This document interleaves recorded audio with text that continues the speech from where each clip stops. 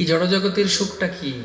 চৈতন্য চৈতামৃতে মহাপ্রভু বলছেন, রাজা যখন কাউকে দণ্ড দেয় মাঝগঙ্গায় নিয়ে যায়, দিয়ে দুটো নৌকা থেকে ওর মাথাটা জলের ভেতর ডোবায়।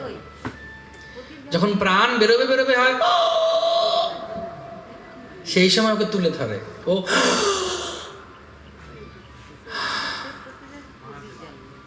আবার ডুবিয়ে দেয়, আবার আবার তোলে, তারপর আবার ডুবিয়ে দেয়। বল আর করবি? তখন ওই যে কষ্ট হয়, তার মাঝখানে একটু শ্বাস পায়, ওটাকে লোকে ভাবে আনন্দ বা ওটা হচ্ছে সুখ পেলাম। জড় জগতের হচ্ছে ওই রকম। আজকে বউ অনেক দিন পর আমার দিকে তাকিয়ে হেসেছে, হরে কৃষ্ণ। আজকে বর আমার জন্য অনেক দিন পরে ঝালমুড়ি এনেছে একটা আলুর চপ নিয়ে। অনেক দিন পর যেখানে কাজ করি সে আমাকে বোনাস দেবে বলেছে। অনেক দিন পর আমার মেয়ে জামাই বাড়িতে এসে ঝগড়া করেনি, হরে কৃষ্ণ। অনেক দিন পর আমার বৌমা আজকে আমার দিকে তাকিয়ে বলেছে তোমাকে একটা প্রণাম করবো।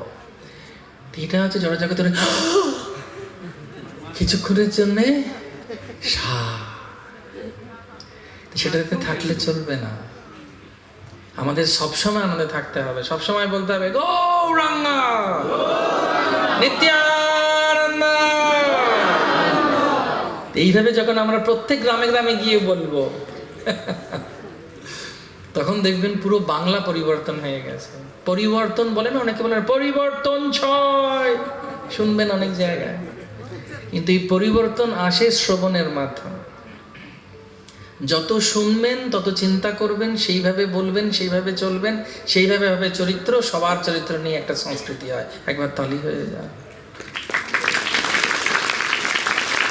ভগবতীয় কথা কম শুনছি, পরিবর্তন হবে না।